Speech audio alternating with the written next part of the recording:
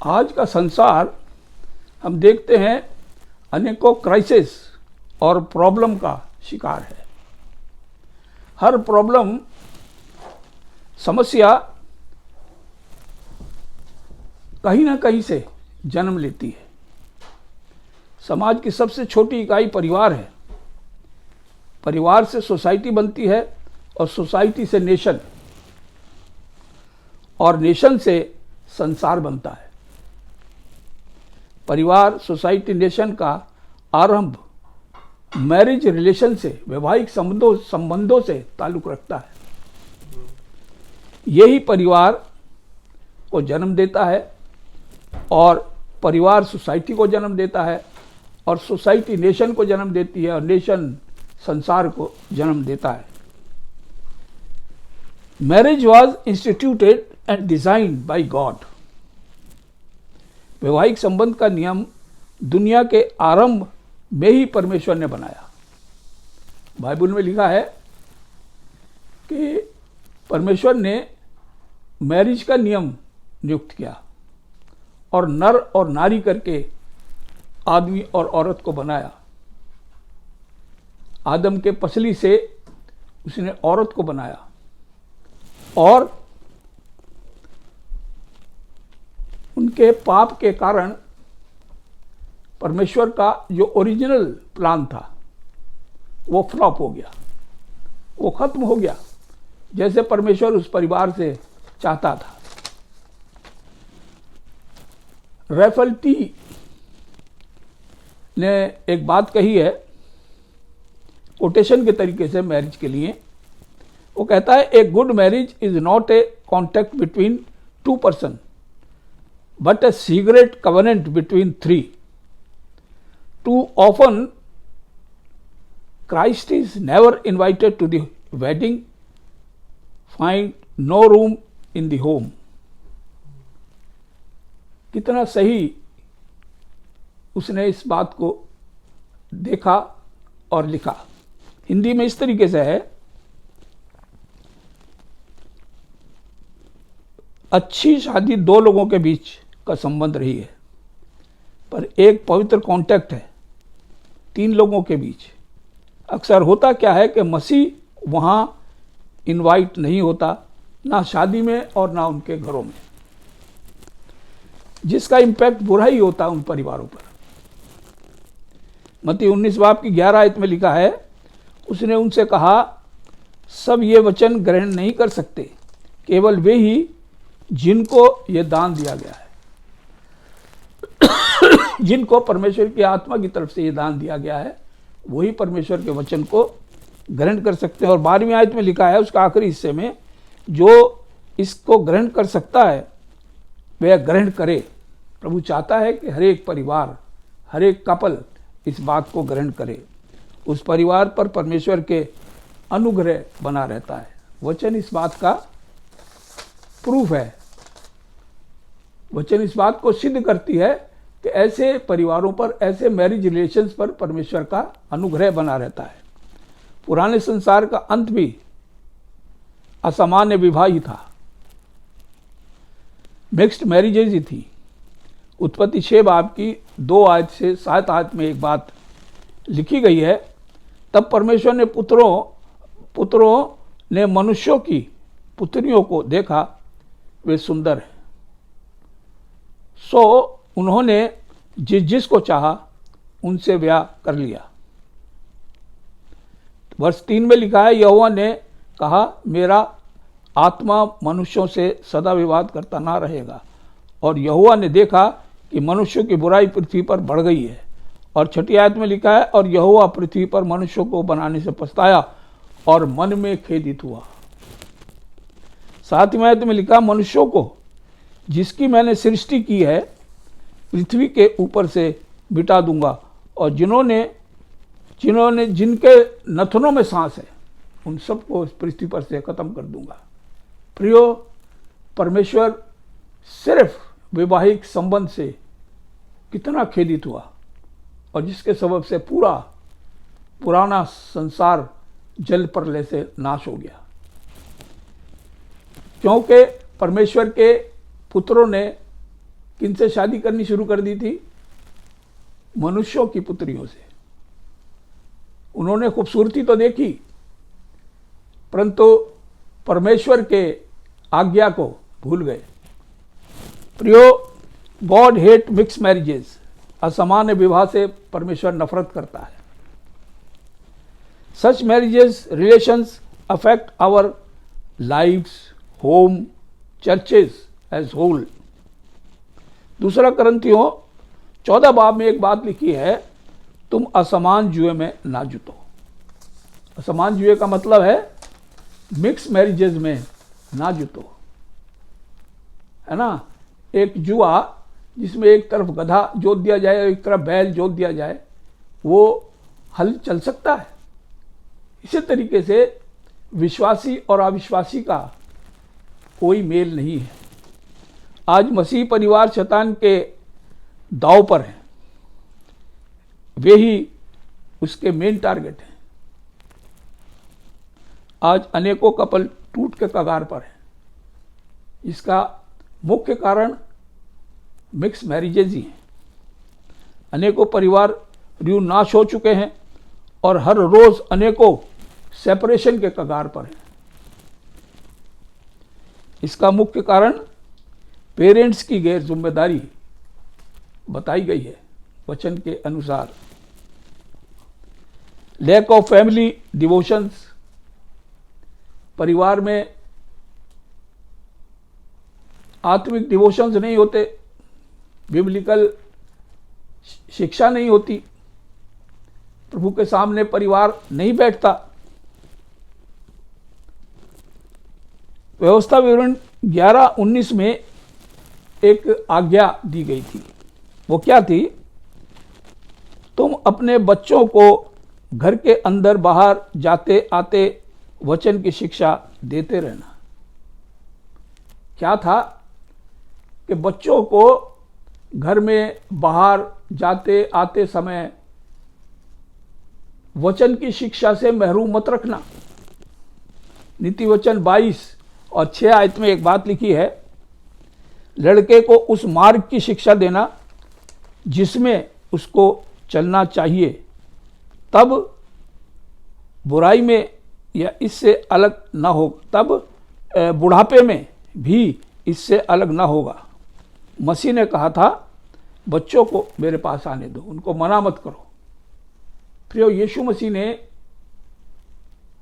बच्चों को कहा कि मेरे पास आने दो, मतलब बच्चों को बचपन से मसीह के पास रखना एक मसीही परिवार का काम है, ड्यूटी है।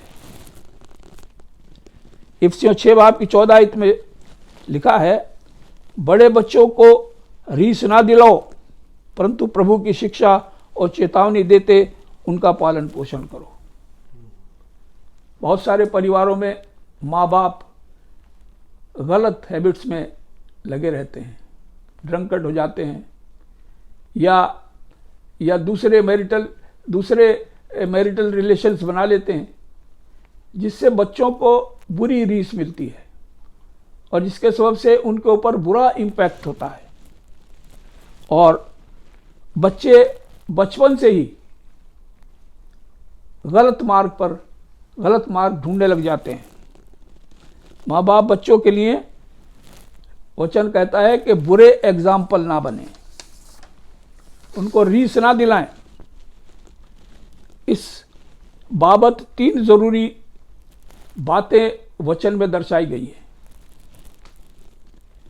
पहली बात, डिसिप्लिन। बच्चों में बचपन से डिसिप्लिन बनाया जाए।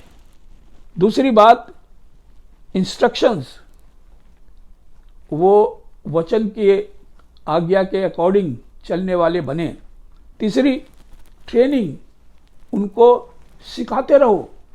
ये एक मसीही परिवार की माँ बाप की जिम्मेदारी है, जो इफिसियों 6:4 में मिलती है। इसमें लिखा है, बच्चों को रीस ना दिलाओ, परंतु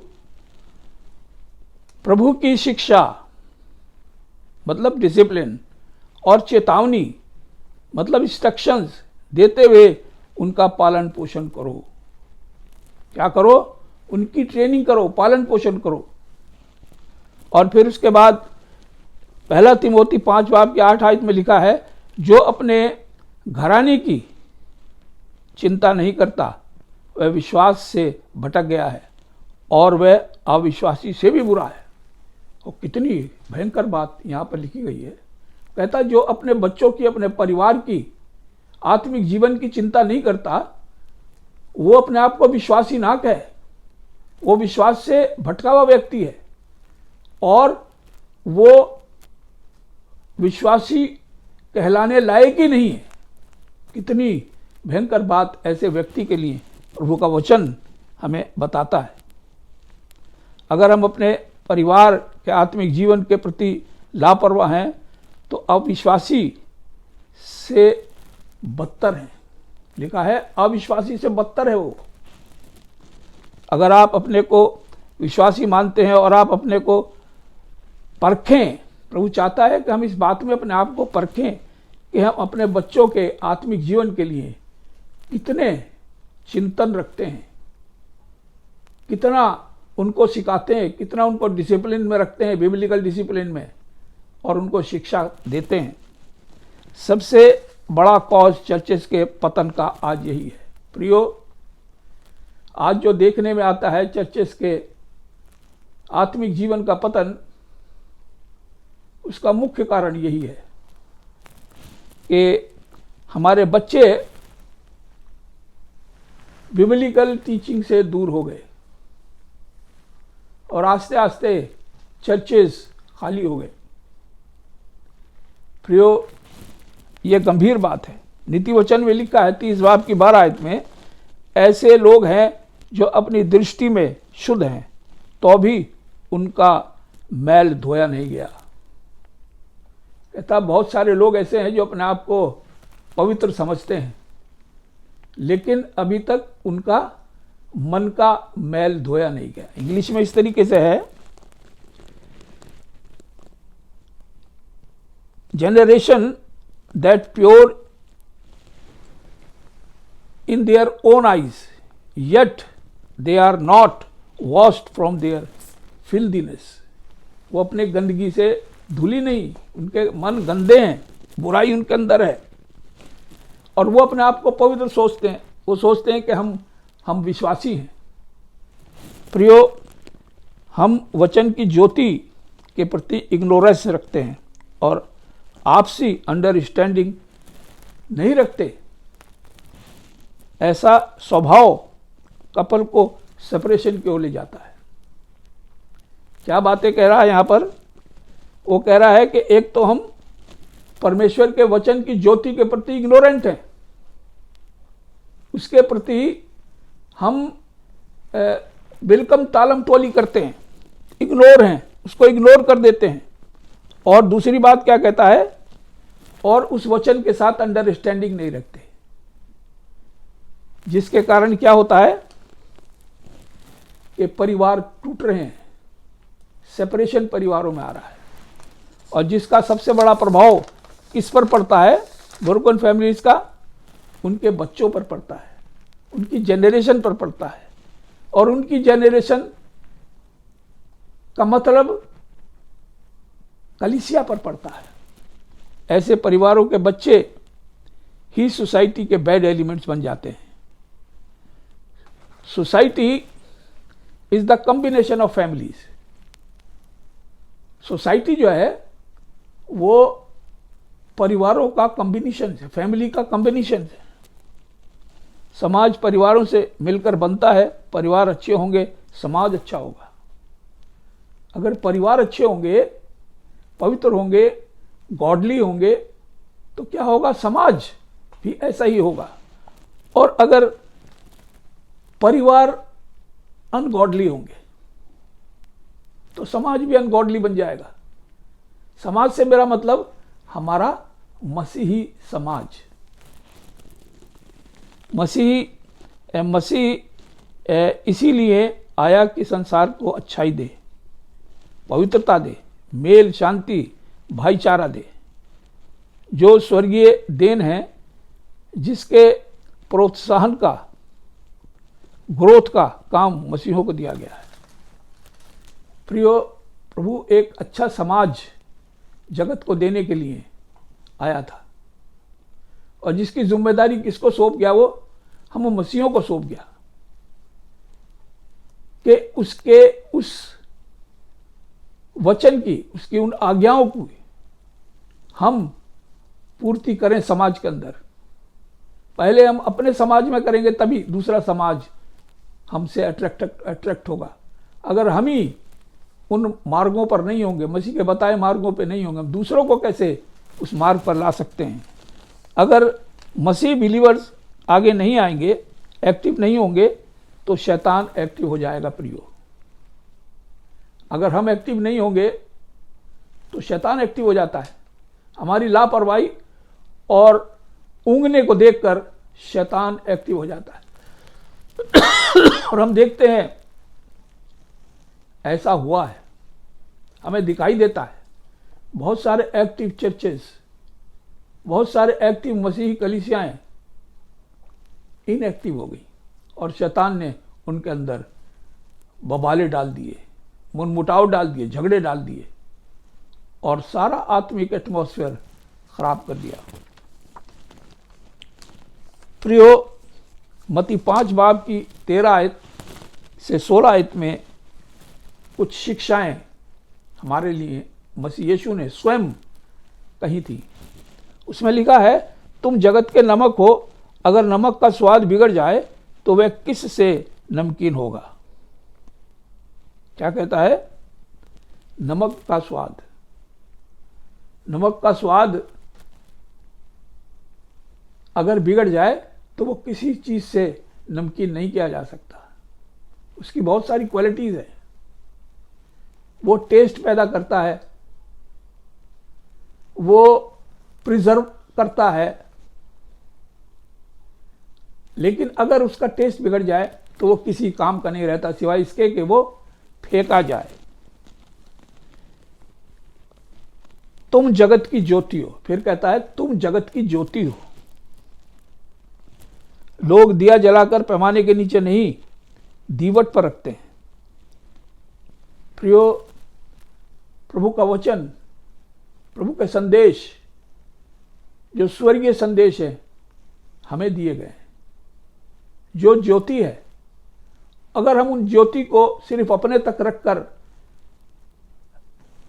आगे नहीं बताएंगे किसी को, तो वो ऐसा ही होगा जैसे दिया जलाकर पैमाना उसके ऊपर रख दो, है ना, कटोरा उसके ऊपर रख दो, नपुआ उसके ऊपर रख दो, और उसकी लाइट का कोई यूज नहीं होगा।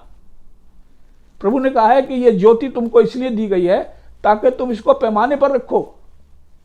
दिया जलाकर चौखट पर, पैमाने पर रखा जाता ताकि आने जाने वाले को रोशनी मिले, वो ठोकर ना खाएं। प्रियो, अगर हम ऐसा जीवन नहीं रखते तो प्रियो, परमेश्वर इस बात से शोकित होता है। प्रभु चाहता है कि हम प्रभु के वचन को, उसके स्वाद को इस सोसाइटी को देने वाले लोग हो। प्रभु अपने वचन पर आशीष दे।